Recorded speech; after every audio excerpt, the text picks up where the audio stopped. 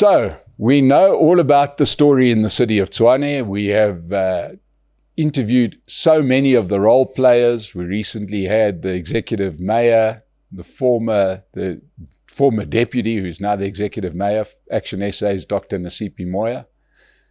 And today we are joined by the ex-mayor, and that is from the Democratic Alliance, Cilliers Brink. Welcome back, Cilliers, to State of the Nation. Great to be with you, Mike. Yeah, it's been a long time coming, and it's a rainy Joburg day, and Cilliers Brink had to fight 2 hours of traffic to... more like 3 hours from Pretoria. Yeah, well, should have caught the Gauteng.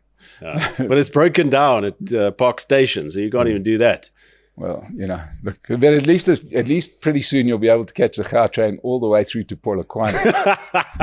Yes, we'll have to see about that. One of Panyaza's famous commitments. Yeah, our bullet train that goes all the way to Polokwane. I think that's going to be great. Yeah. Let's just see. We were, when I was still the mayor, we were one of these cabinet Lehotlas. He actually invited me to his Lehotla with the other mayors.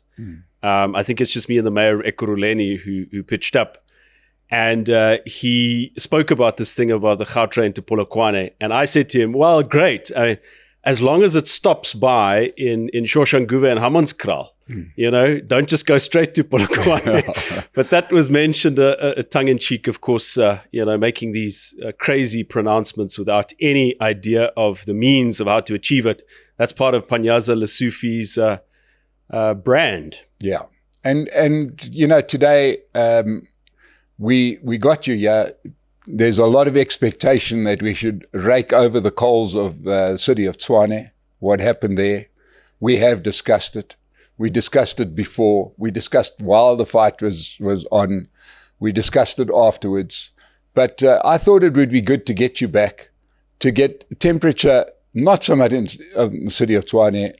It looks to me like the Gauteng metros have reached a deadlock. Yes.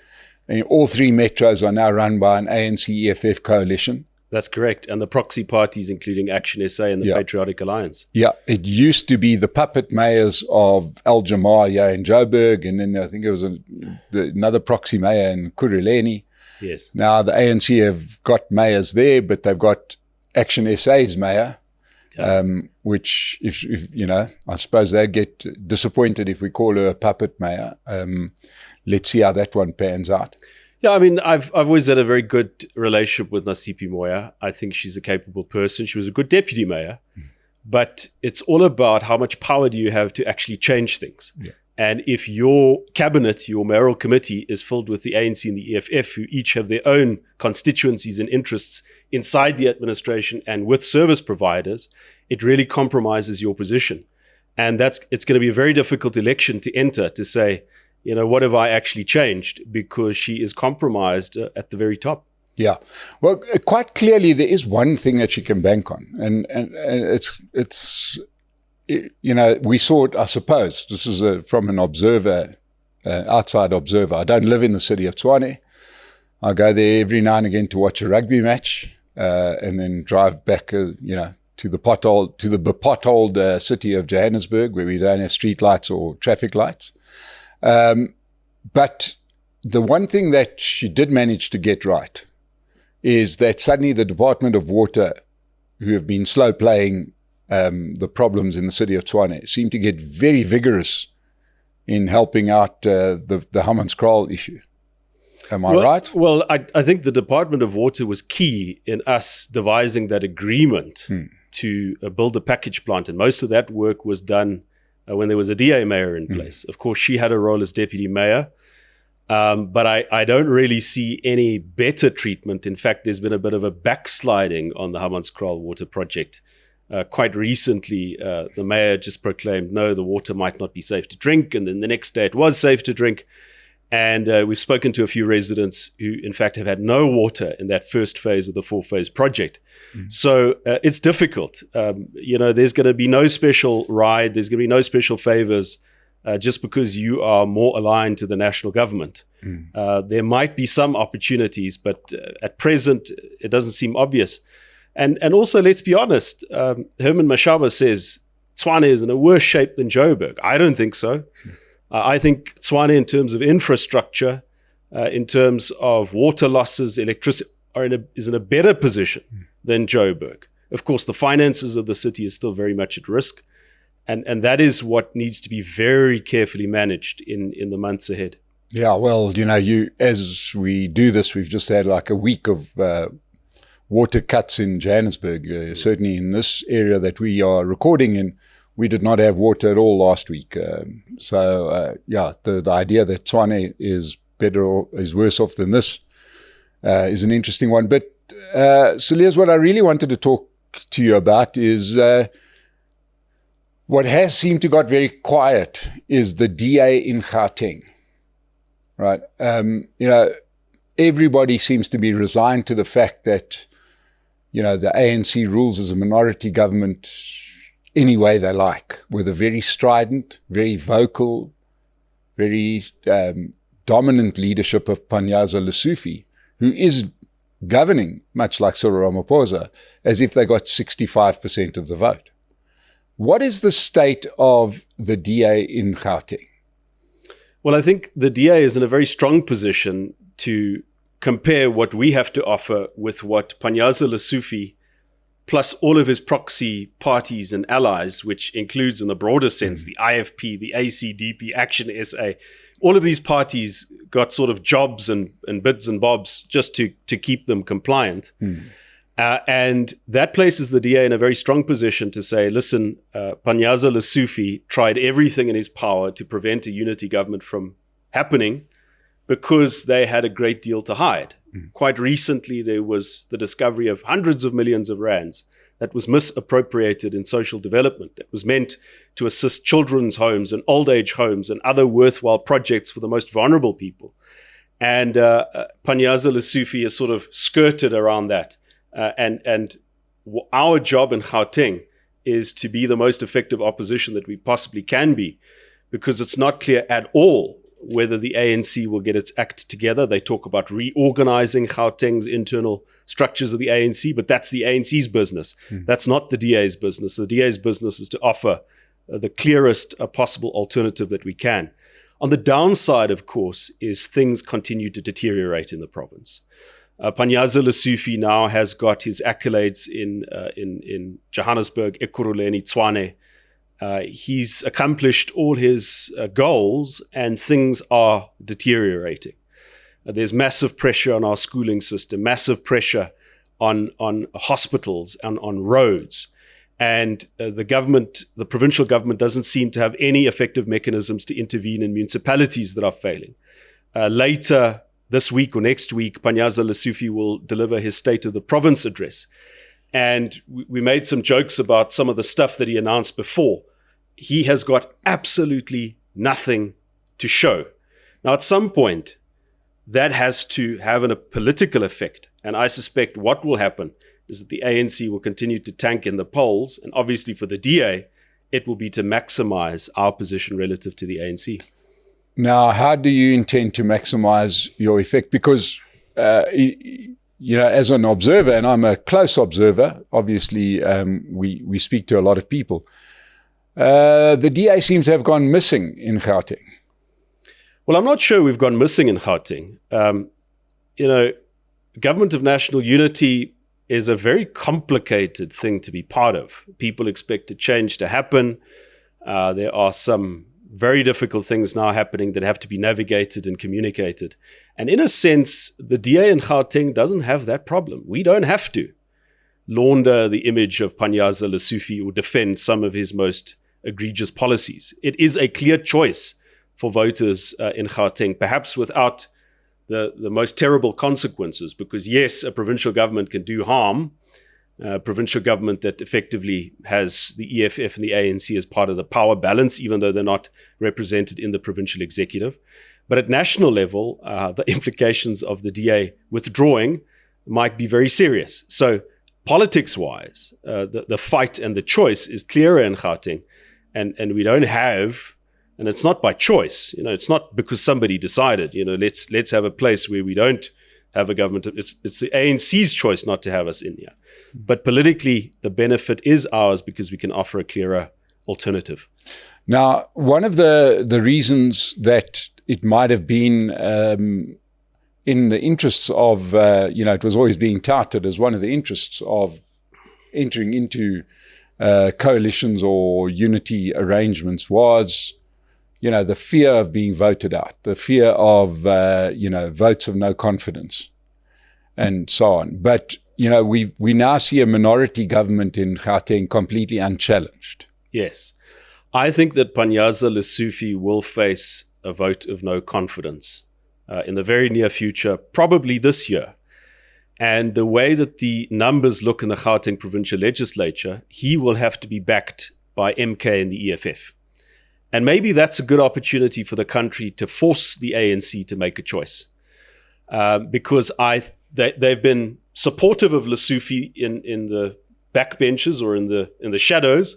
They voted for his budget votes, whereas we have voted against it, like a good opposition offering an alternative. So they've sort of been a B team or a backup team for Lesufi. But if you force a vote of no confidence and you put parties on the line to make a choice, including parties that pretend to offer an alternative to the ANC, the Patriotic Alliance, Action SA, the IFP, the Freedom Front Plus, who I'm sure will not support Lesufi in a vote of no confidence. You force a choice. And then you can say that, in effect, Gauteng has got an ANC, MK, EFF government. And what are the implications for that? And what is the choice we offer as an alternative, not just in Gauteng, but for the country? Yeah, because it could put their sort of national leadership in quite an interesting position if there's some negotiations around the vote of no confidence. And one of the agreements is that much like he brought people in from Rise Mzansi into his provincial cabinet. Yeah, Rise Mzansi is the other one. I've forgotten they exist. Yeah, they do exist, and shame. Vuyiswa is now the Minister of Agriculture in Gauteng, and that is not a joke. We do have a Ministry of Agriculture. I think we might have a Ministry of Surfing in Gauteng one of these days. We have a Ministry for e-government. Yes. That was carved out entirely for the IFP to make sure that they've got no influence. Right. That Ministry of e-government was offered to the DA in complete bad faith. We told them to sod off. The IFP was just too happy to get something, to get the guards and the car to be driven around in. But it doesn't give you any significant powers. And in fact, it is an inefficient way of holding a government together. Yeah. So, but at the moment, it's sort of business as usual. Yes. But yet we still see decline in the province. Dreadful decline. I mean, there's almost not a thing. And yes, my view is influenced heavily by watching the Johannesburg that I know and I love get destroyed literally pole by pole. It's just amazing. To see what's going on here. There's obviously Panyaza Lesufi is very visible and very busy. But it's all on the national stage. It's got nothing to do with his provincial work, which has always been diabolical. And he's sort of been allowed to maintain what is in effect a coalition with the EFF and MK. Even though they're not represented in the executive, they protect him, they support his budgets. It's almost like a confidence and supply. Have you ever heard that description? So here we have in Gauteng effectively the Doomsday Coalition that has been such a major motivator for why we need a government of national unity. And I think also Cyril Ramaphosa has used it. Yes. He's used it insidiously to say, oh no, I can't make these concessions, I can't make those concessions. But the alternative, if you were to leave the government of national unity, would be too ghastly to contemplate. Well, now we have a model of the Doomsday Pact. We see that the ANC is willing to bring the MK and the EFF in. And if you think that, oh no, but it's just a province, the consequences can't be that dire. Well, they are that dire in the sense that the economic powerhouse of this country is in Gauteng. The cities are a major source of productivity or lack of productivity.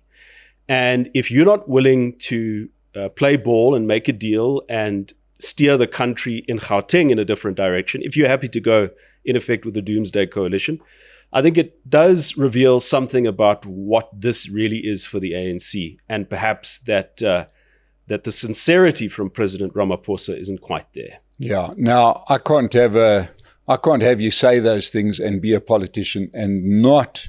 I know you many people know you as the former mayor of the city of Tshwane, but people must also remember that at a point in time you were in the shadow cabinet, you were in parliament, you were you were on the national stage, almost, if you want to use that terrible term, deployed to local government to run the city of Tshwane. Yes, I did it voluntarily. But yes, I know that. Yeah, you see, even I'm starting to use those words. Yeah. But anyway, you came out to be the mayor, and but looking at the national issue, because that's what's dominating our lives at the moment.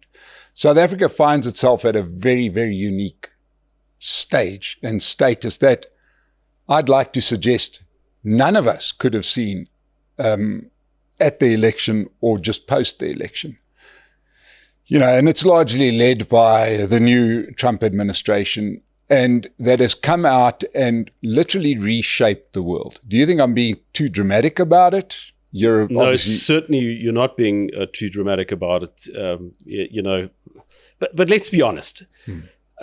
South Africa was pissing off the United States, if I were to put it in those terms, before the Trump presidency. Remember the controversy around Lady R.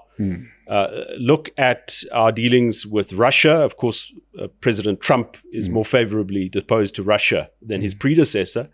But our dealings with Russia did concern the Democrats and the Biden administration. And of course, the links between the ANC and Iran. And the way that we've cozied up to them. So, yes, global politics has changed. Many people don't like President Trump.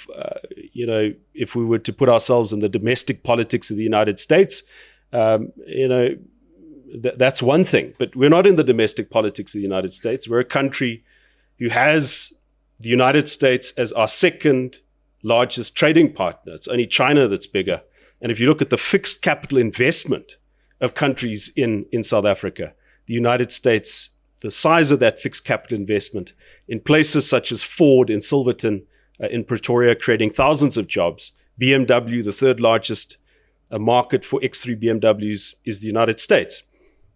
The size of the fixed capital investment in the United States in South Africa has doubled that of China. Now, that's not to say we have to choose between the two. We could be, as you've said yourself, like India or even Argentina, who says we can maintain a relationship with both. But we do have to make difficult choices. Friendships with Iran, cozying up to Russia, those things don't serve the South African national interest. And it's been surprising to me how so much focus has been on the crazy and sometimes untrue things that Trump has said, as opposed to the policy choices that South Africa has made that has not served our national interests, that has impoverished us as a country, and that now leaves us with very few strategic options. And if we're honest about it, President Ramaphosa, whether as president or as deputy president, had a big part in that. Now, I recently made that point and said that this may change the calculation for domestic politics. And the biggest domestic political move over the last generation has been the government of national unity. Right? People refer back to the original government of national unity. It wasn't really one. The ANC had a massive majority. They were just sort of, it was more a show of unity in the country when we needed it most. Part of the transitional constitution. Yeah. But now we've got the DA meant to be the sworn enemy of the ANC in power together. But the sands have shifted. And, many of it's the ANC policies which have been strident in pushing through, which is causing some of the problems. It's ANC specific decisions. They held on to foreign affairs. They held on to all of these kind of things. And now we find ourselves in this situation. From a DA perspective, how likely is the DA to reconsider their position? So the objective at the outset of the GNU was take advantage of the gap left. The DA didn't get 40%, we got 20%. Yes. So we're the smaller party in a grand coalition, take advantage of that to prevent a worse alternative, because that's what coalitions are about. It's about choosing between bad and worse. But that can't be just it. Keeping MK and EFF out of government can't just be what we exist for and administer government for a period of 5 years or however long it will last. There has to be substantive change. We have to get South Africa on a growth trajectory, because currently we're not. If we double down on the existing policies, they are the policies that created impoverishment, lack of growth, lack of opportunities, in a large extent, missed opportunities for South Africa to lift thousands, millions of people out of poverty. Those things have to change. And the Government of National Unity was an opportunity for policy change. Unfortunately, we haven't seen much of that. We haven't seen a willingness on the side of the ANC for power sharing. Tony Leon, a great statesman of our party and a former attorney, said the measure or the basis of a coalition is like a basis for a partnership, is the utmost good faith. He said that during the negotiations and straight afterwards. And I think we can now conclude that utmost good faith is not what motivates the ANC. Coalitions are also about a balance and a struggle for power. And unless we can see some policy change, unless there's a definitive end to NHI, which threatens the growth prospects of the country, for one, then of course the DA will have to consider its position. Now, I have to be very careful here, because you and I are, to a large extent, me being in local politics, you being a commentator, we are armchair commentators on what is going on. We're not the men in the arena that have to make the decision. And it is important to note that now the Government of National Unity, having been established, to exit it is an option that can only be exercised once. Because if you leave, you leave. And if you say you're going to leave, you better mean it and be willing to live with the consequences. Now, we might conclude and speculate that that is an option that should be exercised. But it is for others in the leadership of the party that have to live with the consequences. Of course, there'll also be consequences for the country. And so, as you said at the beginning, this is an unprecedented thing for us. We've never had this model before. GNU number 1 gives us some idea of what the ANC's motives are and how to share power with them, if that's at all possible. But that GNU was not what we have now. And so we have to think very carefully about the next steps.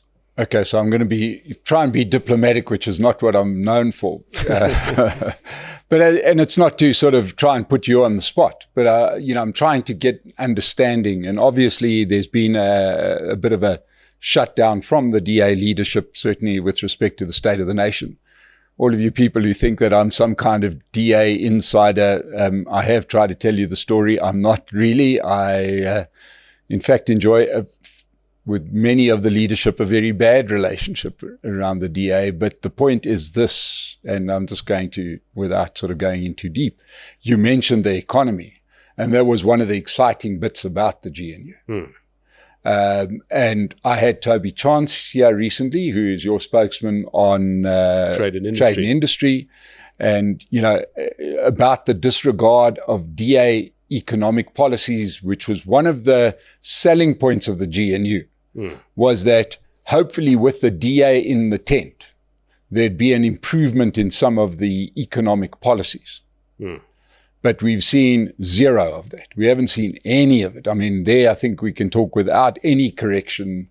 There's been no influence of the DA or the other GNU partners on the economic policy of South Africa. In fact, there's been a doubling down on what got us into trouble in the first place. Cilliers, Brink, I hope you'll hang around. We've got some questions from our subscribers. But to everybody that joined us today, Cilliers, Brink, thank you so much. To Pace Car Rental, thank you for sponsoring and keeping us on the air.